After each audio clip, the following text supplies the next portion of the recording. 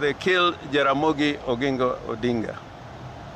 I also want to say, without fear of contradiction, the death of Raila Amolo Odinga, which is still a mystery to a lot of us, those bear responsibility of the death of Raila Amolo Odinga are out there, and they are silent. My basic interpretation of this message from James Orengo is that Raila Odinga was killed.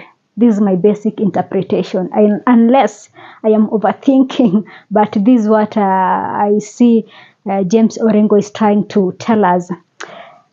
Well,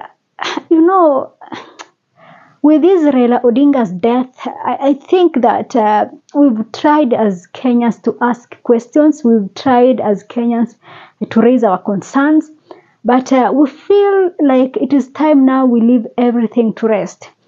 Because I want to believe that if now James Orengo is saying that they somehow believe that Raila Odinga was killed, then this is the message that the family also have, or the family is also aware of this. So, and I want to believe that it is not that they are learning about this recently. I believe that immediately Raila Odinga died, they knew there is something, or perhaps there is a hand behind his death. So, if the family has been aware of this, and they chose to keep quiet. Just the other day, Ida Odinga was telling us that she was not aware of the 72 hours will or something like that. So this is a family that knew that something went wrong somewhere, but they chose to look the other way. They chose not to ask questions. They chose to look the other way and move on. And now we are saying as Kenyans, as much as we really were supporting Raila Odinga, I think as Kenyans we are also looking the other way. Because we cannot be fighting for these politicians forever. Enough of this. Enough of this. I believe that you people know something. I believe that you people know something, but we don't want to talk. If you don't want to talk, then don't engage us. We want to move on. If you feel like you people are ready to move on, then we as Kenyans, we are moving on. It is as simple as that. Because when you tell us, sisi tutafanya nini? What are we gonna do? James Orengo, you are a lawyer. So if you put this thing out, what are we gonna do as Kenyans? Sisi uwezo wetu hata hatuna. Uwezo wenye tuko nayo ni as for looking for our daily meals and move on. Pushing our lives. We don't have big cars. We don't have personal security. We don't have all these things.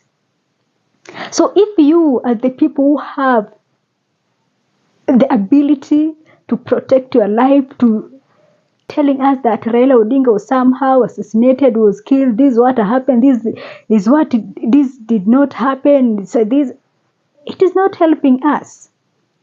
It is not helping us. I feel like you are just trying to use Raila Odinga's name. And I feel like it is time we put everything to rest. This is what I am feeling. Kenyans, immediately it was announced that Raila Odinga is dead. You could tell from reactions from Kenyans on social media. You could tell that these people, they don't believe that this is just something that happened like that. The conversation that was on social media was telling a different story. A story that majority of Kenyans believe that something went wrong somewhere. So this has been Kenyans, what Kenyans have been feeling about. Is what the kind of questions that Kenyans have been asking themselves. But it cannot be we as Kenyans are asking ourselves this question. At the same time, people like James Orengo, lawyers, are asking us, sisi tutafanya nini? Have nothing we can do. Ida Odinga accepted the job that she was given. Then, sasa sisi watu wenye, we are jobless, sisi hustlers, tutafanya nini? There is nothing we can do. Unless you people decide to put this fight on. You do it as lawyers, as millionaires. We as Kenyans, there is nothing we can do about it. It as much as it pains us that Mzee is no longer with us, but there is absolutely nothing we can do. Atakama, we cannot even talk. Anything you try to put on social media, it's either you are gagged or you are threatened. So, what can we do? You say what you want to say. Be bold enough and tell us what you know. It is as simple as that. But come on, you don't want to talk. Then how are we going to help one another? We as Kenyans, ni nini sasa tutasema? If you people cannot talk, yet we somehow feel like there is something you know, say it once and we move on. It cannot be every day is just the government is now pushing us.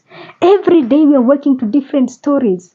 Our mind is our heads are not even relaxing. We are not even relaxing. The whole of this week it has been about this one, is about this, is about this. I don't know. After Sifuna's story, I don't know what else we are going into. Every day is government will say ops every day. Hatupumui hata time ya kuongelea our interests as Kenyans. You wake up this, sijui somebody private videos has been leaked. Sijui this. Yani, I feel like as Kenyans, these people, I don't know, I don't, these are high-end politics. Hi, Orengo, talk if you want to talk. If you cannot talk, let's just move on. If the family don't want to talk, then let's just move on. We appreciate the years Baba was with us, the years Raila was with us. We appreciate that and move on. Because we as Kenyans, we have a lot we are fighting for right now. We are fighting every day, struggling with our basic needs. We cannot be struggling with our basic needs. And then also, you want to pump us with half-truths information. You either say it or not. So that we focus on something else. This is just what I feel. You can even get from the way I am. I feel like it is so tiring. I feel like now people are taking advantage or people are just wanting to use Muzee's names and all that. It's either you said what you want to say or you shut up. We now focus on the 2027 election because there is a lot that is coming. There is a lot to fight against. We are in this thing fighting against billionaires who have money ready to splash everywhere. And here we are trying to just at least try to tell people be sober this time around. So we as the common citizens cannot be thinking how you are going to fight these corrupt billionaires. And then you billionaires, millionaires, you are also want us to help you fight for something you can. Nah, we should not say, maybe too, at this point, you politician, you fight your fight, we as people, we fight our fight, so that we don't overwhelm one another. Me, I think that is the best way now to handle these things. But for Kenyans, the 2027 election, I don't know how we will sing this, but let's make this a historic election. Let be the change. I remember the protest started in Kenya in 2024 and it went to several countries, and some of the countries managed to get what they wanted. Others, of course, they didn't, but it started here, and it was like the whole world was talking about Kenya and how they started these things and all that. So in Africa, we've been having what we call sham elections, and I believe that Kenya is going to set a good example in 2027. After that election, different countries in Africa will understand the importance of getting in the right leadership, of getting in the right people in those positions. I believe that we are going to set a good example. I can feel it. I can see it. And I believe that Kenyans are ready to do it wholeheartedly. So for Kenyans, I know that you've registered, and I hope that you're not watching this video and you're not a registered voter. That is a mistake you're doing. You must register as voter and be ready. That is your weapon. Forget about the threats of voter rigging and no. If we have numbers, big numbers, they will surrender. I am telling you. Election can be rigged, but at some point it can prove difficult to rig. So we can do it. The numbers are there.